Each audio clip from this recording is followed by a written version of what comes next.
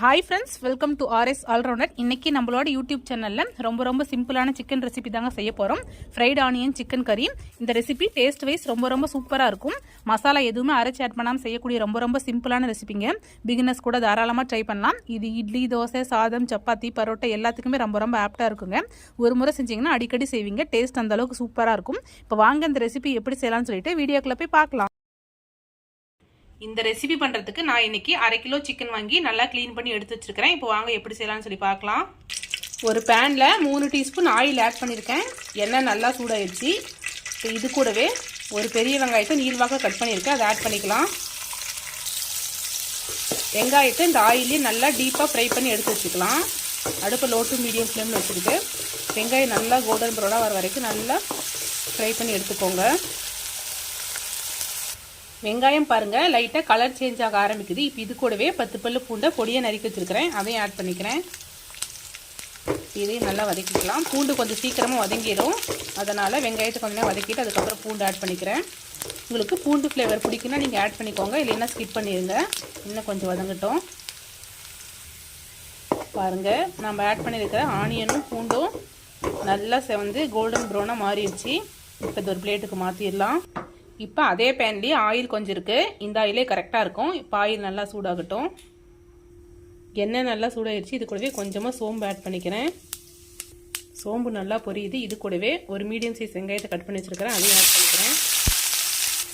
வெங்காயம் வதங்கிறதுக்காக கொஞ்சமாக உப்பு ஆட் பண்ணிக்கலாம். வெங்காயம் நல்லா வதங்கி வரட்டும். வெங்காயம் நல்லா வதங்கிடுச்சு. இப்போ இது கூடவே 1 டீஸ்பூன் இஞ்சி பூண்டு பேஸ்ட் ஆட் பண்ணிக்கிறேன். இஞ்சி பூண்டு பேஸ்ட்டோட ராஸ்மல் போகிற வரைக்கும் ஒரு நிமிஷம் நம்ம நல்லா வதக்கிக்கலாம். இஞ்சி பூண்டு பேஸ்ட் ஆட் பண்ணி 1 நிமிஷம் நல்லா வதக்கியாச்சு. இப்போ இது கூடவே 2 மீடியம் சைஸ் தக்காளியை கட் பண்ணி வச்சுருக்கிறேன், அதையும் ஆட் பண்ணிக்கிறேன். தக்காளி வெங்காயம் நல்லா பேஸ்ட் மாதிரி வதங்கட்டும்.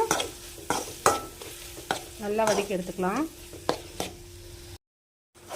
பாருங்கள், தக்காளி வெங்காயம் நல்லா பேஸ்ட் மாதிரி வதங்கிடுச்சு. இப்போ இது கூடவே சிக்கன் ஆட் பண்ணிடலாம்.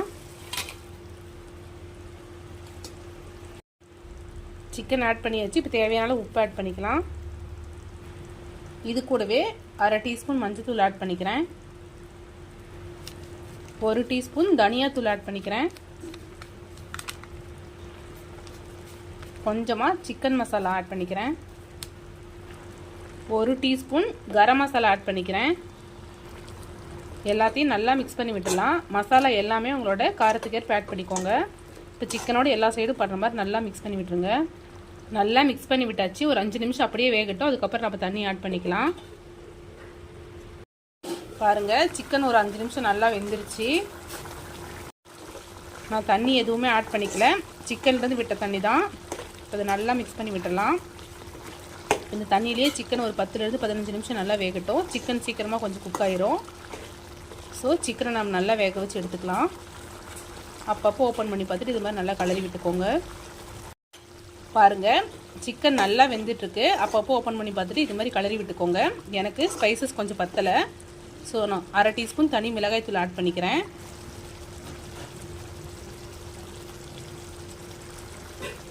நல்லா மிக்ஸ் பண்ணி விடலாம். நீங்கள் இந்த ஸ்டேஜ்லேயே செக் பண்ணி பார்த்துட்டு உப்பு காரம் எல்லாமே உங்களுக்கு தகுந்த மாதிரி ஆட் பண்ணிக்கோங்க. ஒரு 2 நிமிஷம் இருக்கட்டும். மிளகாத்தூள் ஆட் பண்ணிவிட்டு ஒரு 2 நிமிஷம் நல்லா வதக்கி விட்டாச்சு. நம்மளோட சிக்கனும் சூப்பராக வெந்துருச்சு. எனக்கு கிரேவி கன்சிஸ்டன்சி இந்த அளவுக்கு போதும். சப்போஸ் உங்களுக்கு கிரேவி இன்னும் கொஞ்சம் வேணும் அப்படின்னா லைட்டாக தண்ணி ஆட் பண்ணி கொதிக்க விட்டுக்கோங்க. இல்லை இன்னும் ட்ரையாக வேணும் அப்படின்னா லைட்டாக சுண்ட விட்டு எடுத்துக்கோங்க. இது கூடவே நம்ம எண்ணெயில் பொரிச்சு எடுத்துக்கிட்ட ஆனியன் கார்லிக் ரெண்டையும் ஆட் பண்ணிடலாம். கொஞ்சமாக மல்லி இலை தூவிக்கிறேன். இதை நல்லா மிக்ஸ் பண்ணி விட்டுருங்க.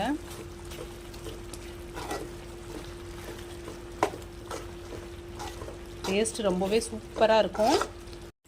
இந்த ரெசிபி இட்லி, தோசை, சாதம், சப்பாத்தி, பரோட்டா எல்லாத்துக்குமே ரொம்ப ஆப்டாக இருக்குங்க. ரொம்ப சிம்பிளான ரெசிபி, ரொம்பவே குயிக்காக செஞ்சு முடிச்சிடலாம். பிகினர்ஸ் கூட இந்த ரெசிபியை தாராளமாக ட்ரை பண்ணலாம். ஸோ கண்டிப்பாக ட்ரை பண்ணி பாருங்கள். ட்ரை பண்ணி பார்த்துட்டு எப்படி இருக்குன்னு சொல்லிட்டு மறக்காமல் கமெண்ட்டில் சொல்லுங்கள். இந்த மாதிரி simple recipes and lunch box recipe series நம்மளோட சேனலில் ரெகுலராக அப்லோட் பண்ணுவோம். இந்த மாதிரி வீடியோஸ் வேணும்னா நம்மளோட RS ஆல்ரவுண்டர் சேனல் மறக்காமல் சப்ஸ்கிரைப் பண்ணிக்கோங்க. இந்த வீடியோ உங்களுக்கு பிடிச்சிருந்தா லைக் பண்ணுங்கள், கமெண்ட் பண்ணுங்கள், மறக்காமல் உங்களோட ஃப்ரெண்ட்ஸ்க்கு ஷேர் பண்ணிக்கோங்க. தேங்க்யூ ஃப்ரெண்ட்ஸ், தேங்க்ஸ் ஃபார் வாட்சிங்.